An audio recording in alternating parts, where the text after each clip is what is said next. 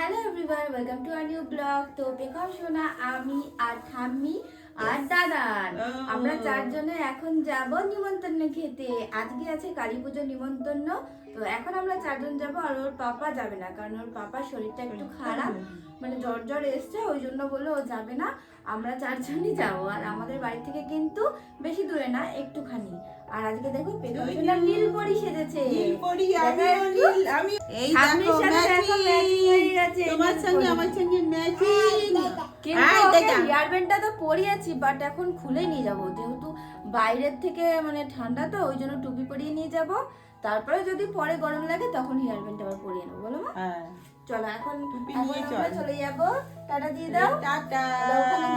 হাঁটি হাঁটি পাপা করে কিন্তু চারজনে মিলে আমরা চলে এসেছি অনুষ্ঠান বাড়ির সামনে। যেহেতু আমরা অনেকটাই তাড়াতাড়ি চলে এসেছিলাম, ওই 8টা নাগাদ কিন্তু আমরা চলে, তাই জন্য কিন্তু সেরকম একটা কেউ এখনো এসে পারি। যেহেতু আমরা মামামকে নিয়ে এসেছিলাম, ওই জন্য কিন্তু আমরা তাড়াতাড়ি এসেছি, যাতে আমরা আবার তাড়াতাড়ি করে বাড়ি চলে যেতে পারি। আসা মাত্রই কিন্তু সবার সাথে দেখা করে ঠাকুরের জন্য যেগুলো নিয়ে এসেছি, মিষ্টি, ধূপকাঠি, মোমবাতি সবকিছু কিন্তু কাকিমার হাতে ধরিয়ে দিই। তারপরে কিন্তু মাকে একটু প্রণাম করে। সত্যি কথা বলতে গেলে মায়ের এই অপরূপ সুন্দর মুখটা দেখে কিন্তু আমি চোখ ফেরাতেই পারছি, এতটা সুন্দর লাগছিল সামনের থেকে। তোমাদেরকে কি বলবো, শাড়ি, গয়নাগাটি সবকিছু যেন একদম পরিপূর্ণ ছিল, এতটাই সুন্দর লাগছিল। দু চোখ ভরে কিন্তু মাকে দেখে নিলাম। সবাই মিলে মায়ের দর্শন করার পরে তারপরে কিন্তু আমরা চলে এসেছিলাম ঘরে। পেখমের পাপার যেহেতু শরীরটা ভালো ছিল না, তাই জন্য কিন্তু আমরা চারজনে মিলে গেছি। যেই কাকিমার বাড়িতে আজকে আমরা এসেছি, ওনার কিন্তু বাড়িতেই নিজস্ব পার্লার আছে। এই ঘরে যেহেতু আমাদেরকে বসতে দিয়েছিল, তাই তোমাদের সাথে একটু শেয়ার করি। যেহেতু সামনে খুব সুন্দর একটা মিরার ছিল, তাই কয়েকটা কিন্তু ফটো তুলে। সারা বাড়ি জুড়ে কিন্তু শ্যামা মায়ের গান বাজছিল। শ্যামা মায়ের গান শুনে কিন্তু মেয়ে আমার আত্মহারা। দেখো কেমন একা একা চেয়ারে বসে নাচ করছিল দুলে দুলে। এমনিতেই কিন্তু পেখম সোনা ঠাকুরের গান শুনতে অনেক ভালোবাসে, তার সাথে সাথে আবার কিন্তু ঘুরতেও পছন্দ। অনেকক্ষণ ধরে যেহেতু একা একাই নাচ করছিল, আমি ভাবলাম চেয়ার থেকে যদি পড়ে যায়, তাই জন্য কিন্তু আমি ওকে কোলে নিয়ে নিই। রাস্তার থেকে যখন এসেছিলাম তখন কিন্তু ওকে টুপি পরিয়ে নিয়েছি। ভেতরে যেহেতু অনেকটাই গরম ছিল, তাই টুপি খুলে কিন্তু হেয়ার ব্যান্ড পরিয়ে দিয়ে, ওই যে বলেছিলাম বাড়ি যাওয়ার একটু তাড়া আছে, তাই জন্য কিন্তু তাড়াতাড়ি করে চলে এসেছি খাবার টেবিলে খেতে। বসা মাত্রই কিন্তু সামনে দিয়ে দিল প্লেট আর টিস্যু পেপার। প্রসাদ হিসাবে কিন্তু দিয়েছিল গরম গরম বাসন্তী পোলাও, আর তার সাথে কিন্তু ছিল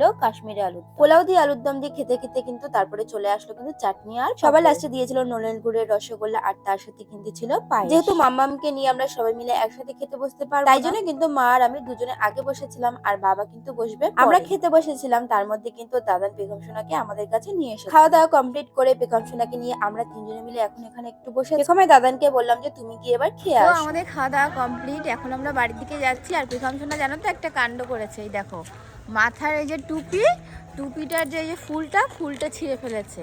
আমরা একটুখানি অন্যমনস্ক ছিলাম, তার ফাঁকে এই কাজটা করেছে। তো চলো এখন আমরা বাড়ি যাই। আজকের ব্লগটা এই অবধি, সবাইকে টাটা বাই বাই।